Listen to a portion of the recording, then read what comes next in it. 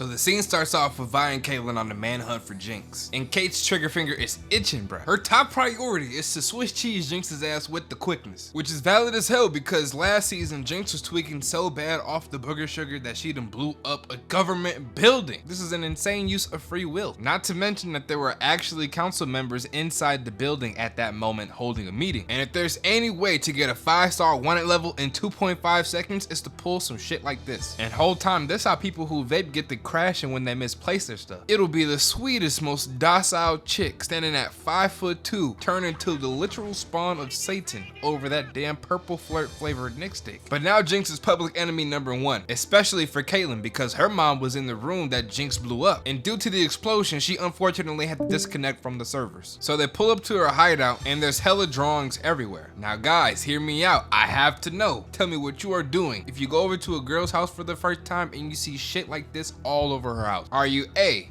leaving that bitch immediately, or B, risking your life for it? And I already know some of y'all won't care as long as she's bad enough, and I'd be lying if I said I wasn't one of them. And A, she may be seeing demons in her head, but we're too far to turn back now. You may as well call me Scrap because at this moment there's only one thing I care about. So Vi calls out Jinx to Scrap and she low-key a hoe for this because she already knows she ain't trying to give Jinx the respect of a 1v1. Cause earlier she told Kate that when you have the shot to take it. And I get letting her avenge her mom and stuff, but Vi must be suffering too much blunt force trauma to remember that you're the reason that she ended up like this in the first place. At least mostly. I gotta give some blame to Jinx because all you have to do is stay your goofy ass at home. And all I'm saying is you gotta put belt to ass on the monster that you helped create before you resort to sneaking. And the way she's willing to mustache man her whole city just to smoke out her sister is insane work. I cannot lie to you. Like bro, that box gotta go stupid. I'm talking about that joint is gold plated and comes with a lifetime supply of Raisin Canes, bro. Got Vi moving like this whenever she get a whiff.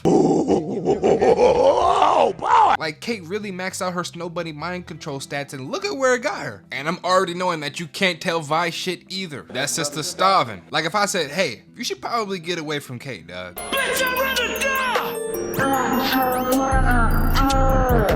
Kay has eyes on Jinx and goes for the shot, only for her image to be an illusion. Jinx already knew FaZe Kate was gonna go for the 360 no-scope, so they faked her out to find her location. And as soon as they did, boy, Savika was on her ass. And it's funny how the sisters are working with the other's biggest ops. The development from the first to second season is crazy. And if you're a regular on this channel, you know that the pre and mid-fight shit talking is dang near tradition at this point. And in this case, Jinx is talking some diabolical shit here, not gonna lie. She tells Vi, I hope you guys got to play rock, paper, scissors. You know, a little bit of bumper card action before you guys came out here to get packed up. And Vi all like, why you need to know all up in my pussy, boy? Nah, she violating for that, bruh. So now here comes the face-off. Jinx and Savika versus Kate and Vi. Jinx jumps down and immediately unloads the clip. And not with that little handgun that you see her moving around with for most of the show. No. She brought a goddamn minigun that looks like it weighs more than her. Like, bro, I think this might be a tiny bit of overkill, no? But hey, if you're gonna go to war, you better make sure you win by any means possible. So fuck it. Then Vi manages to block all of her shots with this conveniently ass placed shield that just so happens to also cover her entire body. But then she rolls the shield right towards Jinx, managing to close the gap, then jumps up to release a fat haymaker, only for it to get blocked. Vi gets close and instantly tears apart her minigun to leave her weaponless. Meanwhile, Vi out here still rocking the fists of justice with no problems. But not for long, I might add, because while the girls are fighting for their lives, Jace, Heimerdinger, and my goat Echo are taking the meanest fucking shroom trip known to man. All thanks to the Arcane. And if y'all thought Shimmer was bad, boy, that cane juice must go crazy, having you hear colors and shit. So them messing with the Arcane starts making Vi and Kate's weapons glitch out. So now you got Kate, who's not even an up-close fighter, carry a dud weapon to go up against Savika and whatever god-awful monstrosity she has on her arm. This right here is like giving your little brother who likes to play with fire a damn flamethrower, because Savika already had hands. And then Jinx just randomly decides, you know what?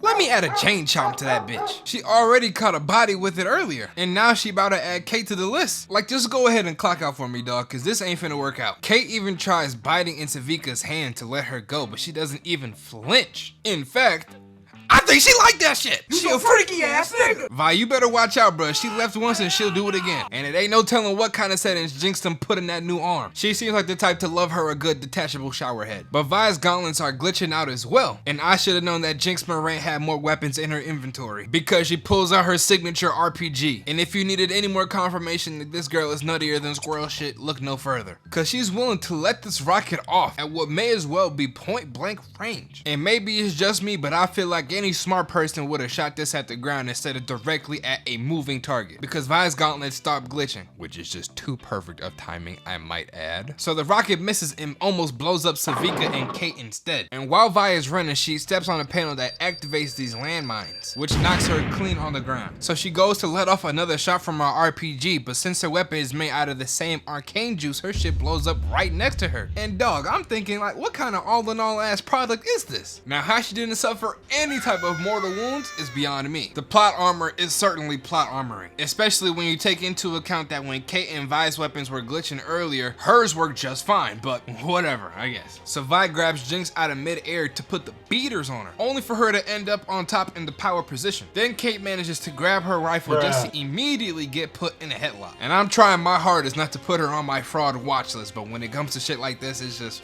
ooh, bro.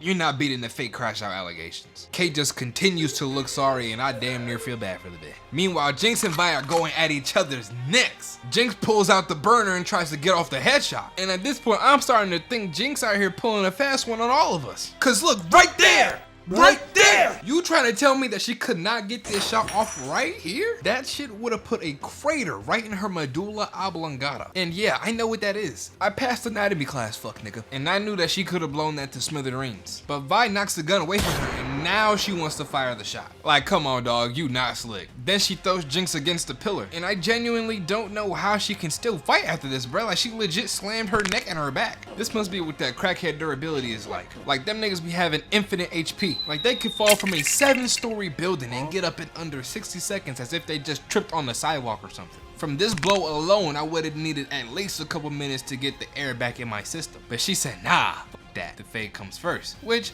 I can respect. On the other hand, you got Kate still in this headlock that Savika put her in. But thanks to her gun being all glitchy, she manages to break loose and pin Savika to the ground. And if I'm being honest, I'm not really sure what's happening here. Like, I'm not really sure how the glitching in her rifle is necessarily hurting her. Like, maybe it's shocking or it burns, but hey, whatever. And then we go to Jinx connecting a mean knee to jaw blow. Like, just looking at that kind of made my jaw hurt. But Vi's just like, light work, no reaction. And jumps right back into the fade, then hits it with a nasty gut shot, giving Jinx that Adonis Creed treatment. And I know they're really going at it here, but this is low-key how siblings move on a regular basis. Me and my brother will start throwing down like this just because we want to watch different shit on TV. But when we get back to Kate and Savika, somehow Kate manages to come out on top of that fight that she was completely outmatched for. Because for whatever reason, Savika's body is still getting the shocks from Kate's glitched out weapon. That old Mickey Mouse ass win. And the only reason I can see this making sense is if her arm also has some arcane magic in it. And since it's literally attached to her body, it just affects her way worse than it did to Kate or Jinx or Vi. Which even that shit is still hard to believe. But if someone knows or has a better theory, let me know in the comments. So Kate goes for the shot and manages to shoot off her middle finger. She out here trying to give Jinx that 4 extra special. So Vi pins her down and goes for the finishing blow, but just in time. Isha jumps in to protect her, which of course trips up Vi. But Kate shoots the gun out of her hand. Vi tells her to hold up, you're gonna shoot the kid. But she said, fuck that mangy ass kid. Jinx gonna die tonight, and if they want to share a coffin, so be it. So she shoots again, but only to get blocked